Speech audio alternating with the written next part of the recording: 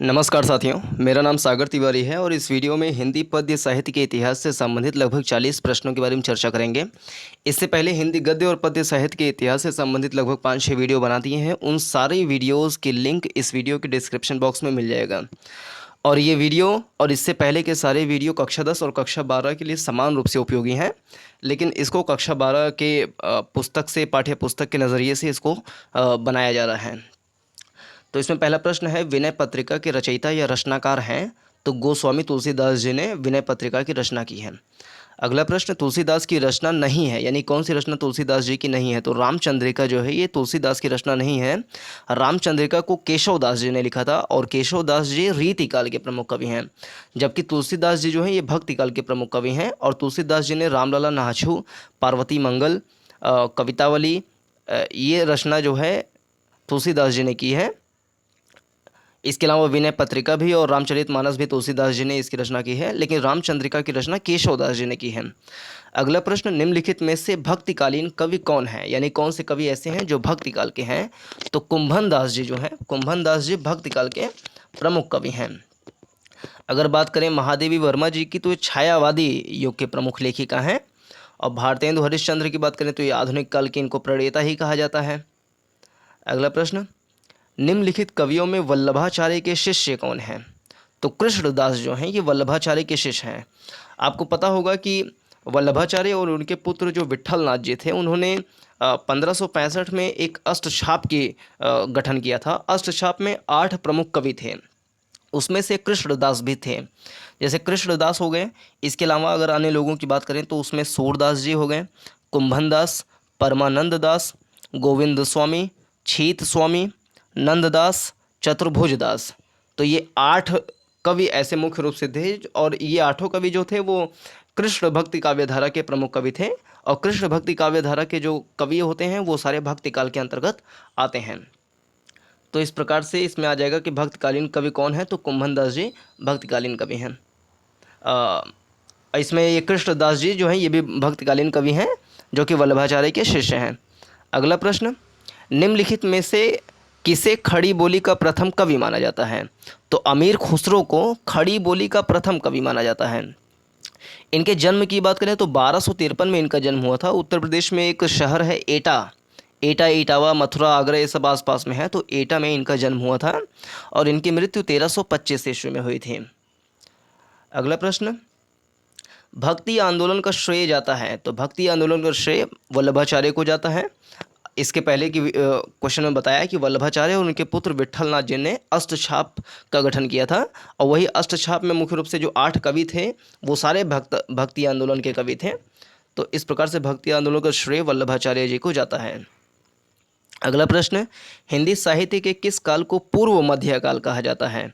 तो भक्ति काल को पूर्व मध्यकाल कहा जाता है। अगर बात करें आदिकाल को, तो आदिकाल को कई सारे नामों से जाना जाता है, जिसमें से आदिकाल को वीर गाथा काल भी कहा जाता है। भक्ति काल को पूर्व मध्यकाल कहा जाता है। रीतिकाल की बात करें तो इसको उत्तर मध्यकाल कहा जाता है, बाकी आधुनिक काल है ही है। और हिंदी पद्य साहित्य के इतिहास के काल विभाजन की बात करें तो इसका काल विभाजन भी इसी वक्त जान लें। आदिकाल जो है वो 743 ईस्वी से 1343 ईस्वी तक है। भक्तिकाल, जिसको पूर्व मध्यकाल भी कहा जाता है, ये 1343 से 1643 तक है। रीतिकाल, जिसे उत्तर मध्यकाल भी कहा जाता है, ये 1643 से 1843 ईस्वी तक है। आधुनिक काल, ये 1843 ईस्वी से अभी तक चल रहा है। अमीर खुसरो की रचना है, तो खालिक बारी, ये जो है खालिक बारी, ये अमीर खुसरो की रचना है। अगला प्रश्न, कृष्ण काव्यधारा के कवि नहीं हैं? तो लाल दास जो हैं ये कृष्ण काव्यधारा के कवि नहीं हैं। इसके अलावा नंददास, चतुर्भुज दास, सूरदास, परमानंद दास, ये सारे कृष्ण काव्यधारा के कवि हैं। अगला प्रश्न, निम्नलिखित में कृष्ण भक्ति शाखा के कवि नहीं हैं? तो नाभा दास जो हैं ये कृष्ण भक्ति शाखा के कवि नहीं हैं। इसके अलावा रसखान जो हैं, नंददास, सूरदास, ये सारे कृष्ण भक्ति शाखा के कवि हैं। आप अपने उत्तर पुस्तिका में या अपने पुस्तक में या कॉपी में एक नोट्स बना सकते हैं, जिसमें एक तरफ कृष्ण भक्ति शाखा के कवि, एक तरफ राम भक्ति शाखा के कवि, इस प्रकार से विभाजन कर सकते हैं ताकि कन्फ्यूज़न ना हो। अगला प्रश्न, कृष्ण काव्यधारा के प्रतिनिधि कवि हैं? तो सूरदास को कृष्ण काव्यधारा का प्रतिनिधि कवि कहा जाता है। अगला प्रश्न, निम्नलिखित में से कौन सी रचना भक्ति काल में लिखी गई है? तो साहित्य लहरी जो है ये भक्ति काल में लिखी गई है। सूरदास जी ने इसकी रचना की थी। और सूरदास को ऊपर के प्रश्न बताया गया है कि कृष्ण काव्यधारा के प्रतिनिधि कवि सूरदास जी हैं। इन्होंने साहित्य लहरी की रचना की थी। और साहित्य लहरी ये जो भक्ति काल में लिखी गई रचना थी। और उद्धव शतक की बात करें तो इसको किसने लिखा है? तो इसको जगन्नाथ दास रत्नाकर ने लिखा है। कामायनी को किसने लिखा है? तो जयशंकर प्रसाद जी ने लिखा है। भारत भारती को मैथिली शरण गुप्त जी ने लिखा है। इसके अलावा मैथिली शरण गुप्त ने पंचवटी की भी रचना की है। अगला प्रश्न, हिंदी साहित्य के इतिहास में निम्नलिखित में से किस काल को स्वर्ण युग कहा जाता है? अथवा हिंदी साहित्य में किस काल को स्वर्ण युग कहा जाता है? तो भक्ति काल को स्वर्ण युग कहा जाता है। और भक्ति काल 1343 से 1643 तक चला था। निम्नलिखित में से कौन प्रेम आश्रयी शाखा के कवि नहीं है? तो नंददास प्रेम आश्रयी शाखा के कवि नहीं हैं, बल्कि ये कृष्ण भक्ति शाखा के कवि हैं। अगला प्रश्न, प्रगतिशील लेखक संघ की स्थापना कब हुई थी? अथवा प्रगतिशील लेखक संघ का प्रथम अधिवेशन कब हुआ था? तो इसका प्रथम अधिवेशन 1936 में हुआ था। थोड़ा सा प्रगतिशील लेखक संघ के बारे में जान लें। 1936 में इसका अधिवेशन हुआ था पहला, और 1936 में ही इसका गठन भी हुआ था। उस समय लंदन में कुछ प्रगतिशील टाइप के स्टूडेंट्स पढ़ाई कर रहे थे। जैसे उनमें मुख्य रूप से मुल्कराज आनंद थे, सज्जाद जहीर थे। इन लोगों ने मिल करके प्रगतिशील लेखक संघ की स्थापना की थी। और एक प्रश्न ये भी महत्वपूर्ण बन सकता है कि इसका प्रथम अधिवेशन जब 1936 में हुआ था तो कब हुआ था? तो ये 9-10 अप्रैल 1936 का इसको प्रथम अधिवेशन हुआ था। और इस प्रथम अधिवेशन की अध्यक्षता किसने की थी? तो प्रेमचंद जी ने प्रथम अधिवेशन की अध्यक्षता की थी। और अगर ये पूछा जाए कि दूसरा अधिवेशन प्रगतिशील लेखक संघ का दूसरा अधिवेशन कब हुआ था? तो 1938 में प्रगतिशील लेखक संघ का दूसरा अधिवेशन हुआ था। और इस दूसरे अधिवेशन कहाँ पर हुआ था? तो ये कलकत्ता में हुआ था। और उसकी अध्यक्षता किसने की थी? तो कवींद्र रविंद्र जी ने इसकी अध्यक्षता की थी, दूसरे प्रगतिशील लेखक संघ के अधिवेशन की। तो इस प्रकार से इसका सही आंसर 1936 हो जाएगा। अगला प्रश्न, निम्नलिखित में से किस पुस्तक के रचनाकार जयशंकर प्रसाद जी हैं? तो झरना जो है, झरना की रचना जयशंकर प्रसाद जी ने की है। अगर बात करें दीप शिखा की, तो दीप शिखा को महादेवी वर्मा जी ने लिखा है। और उर्वशी की बात करें तो इसको रामधारी सिंह दिनकर जी ने लिखा है। अगला प्रश्न भी यही है कि उर्वशी के रचनाकार कौन है? तो रामधारी सिंह दिनकर उर्वशी के रचनाकार हैं। अगला प्रश्न, रामधारी सिंह दिनकर किस काव्यधारा के कवि हैं? तो रामधारी सिंह दिनकर राष्ट्रीय काव्यधारा के कवि हैं। इसके अलावा और भी राष्ट्रीय काव्यधारा के कवि हैं। इनका भी एक तरफ से नोट्स बना सकते हैं, लिस्ट बना सकते हैं कि राष्ट्रीय काव्यधारा के कवि कौन कौन हैं। तो एक तो रामधारी सिंह दिनकर जी हैं। इसके अलावा जयशंकर प्रसाद जी हैं। मैथिली शरण गुप्त जी भी राष्ट्रीय काव्यधारा के कवि हैं। अगला प्रश्न, निम्नलिखित में से कौन कवि राष्ट्रीय काव्यधारा का नहीं है? तो अज्ञेय जो है सच्चिदानंद हीरानंद वात्स्यायन अज्ञेय, ये राष्ट्रीय काव्यधारा के कवि नहीं है। इसके अलावा दिनकर, जयशंकर प्रसाद, मैथिली शरण गुप्त और ऊपर वाले में जैसे रामधारी सिंह दिनकर जी, ये सारे राष्ट्रीय काव्यधारा के कवि हैं। अगला प्रश्न रीति मुक्त यानी कि रीति काल से संबंधित है। रीति काल को समझ लेते हैं कि रीति काल को दो भागों में बांटा जा सकता है, एक रीति मुक्त काव्यधारा और एक रीतिबद्ध अथवा रीति सिद्ध काव्यधारा। कुछ लेखक रीति मुक्त काव्यधारा में हैं, कुछ लेखक रीतिबद्ध या फिर रीति सिद्ध काव्यधारा के कवि हैं। लेकिन रीति मुक्त और रीतिबद्ध जितने भी लेखक इसमें आएंगे वो सारे रीति काल के अंतर्गत ही आएंगे। तो इस प्रकार से बहुत सारे क्वेश्चन इसमें बनते हैं।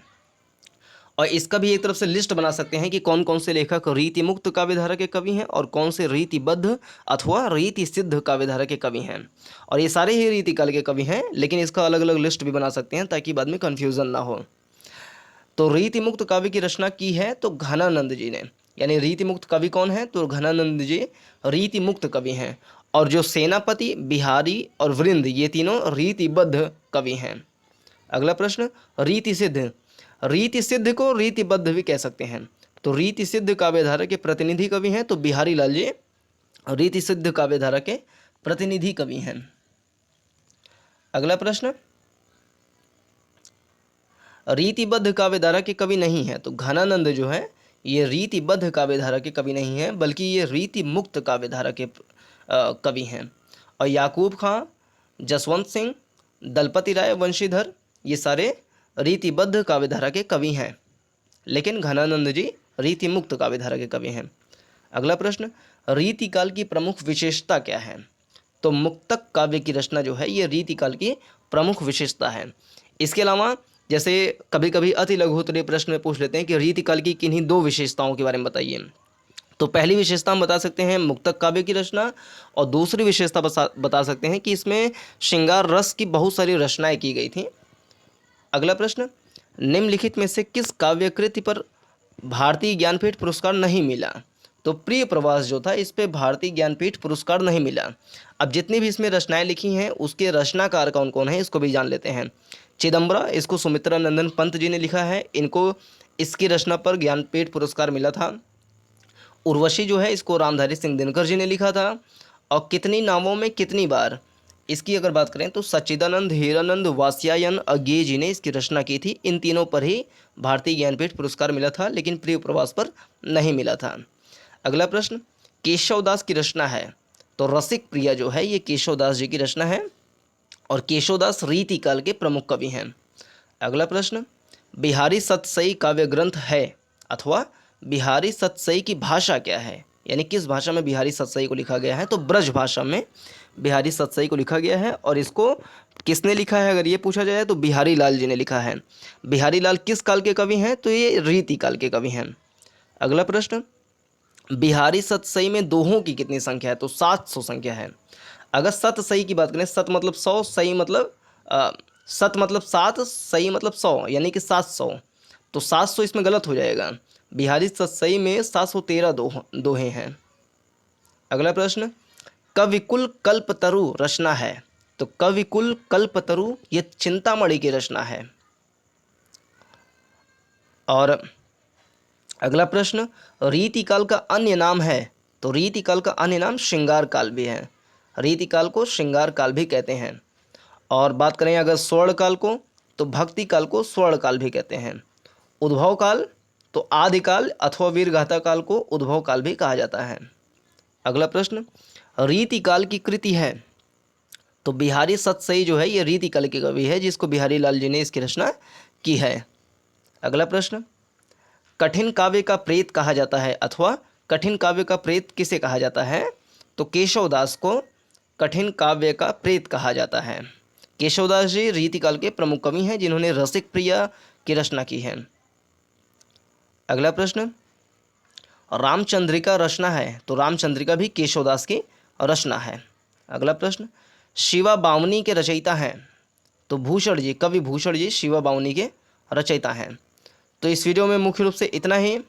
इस वीडियो को अपने सभी साथियों के साथ शेयर कीजिए और चैनल को सब्सक्राइब कीजिए ताकि आगे आने वाली सभी वीडियोस की नोटिफिकेशन आपको मिल सके।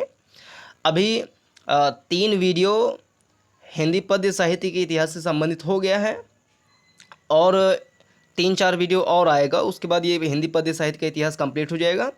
उसके बाद हिंदी से संबंधित जैसे हिंदी व्याकरण हो गया, या फिर हिंदी में जो संस्कृत वाला पोर्शन हो गया, या हिंदी जो गद्य या हिंदी पद्य, या हिंदी में जैसे ऐसे भी आते हैं, कुछ अन्य चीज़ें जो भी हिंदी से संबंधित हैं, उसका वीडियो आगे बनाते रहेंगे। और 2019-20 का अगर रिज़ल्ट देखा जाए तो हिंदी में उसमें करीब 8 लाख स्टूडेंट्स जो है वो फेल हो गए थे। तो एक शर्म की बात थी कि हिंदी विषय में 8 लाख स्टूडेंट फेल हो गए थे। तो वो इस बार अगर कम हो सके तो अच्छी बात होगी। अगर 2017 में बात करें तो 11 लाख लोग फेल हुए थे। 2018 में बात करें तो 10 लाख के आसपास लोग फेल हुए थे। 2019-20 में बात करें तो 8 लाख लोग फेल हुए हैं। यानी कि जो संख्या है धीरे धीरे कम होती जा रही है। अब इसको और कम होकर के 4-5 लाख लोग अगर फेल हो रहे हैं, यानी कि एक जल्दी से ग्राफ अगर नीचे आ जाए तो और बेहतर होगा। इसमें सभी साथी अगर मिलकर के मेहनत करेंगे तो ये संभावना बन जाएगी कि फेल होने की जो प्रायिकता है वो धीरे धीरे कम होती जाए और हिंदी में रिज़ल्ट सही होता जाए। तो इसलिए इस चैनल को सब्सक्राइब कीजिए, और हिंदी में जो आपके प्रश्न हों उसको भी कमेंट सेक्शन के माध्यम से पूछ सकते हैं। वीडियो को देखने के लिए बहुत बहुत धन्यवाद। नमस्कार, जय हिंद।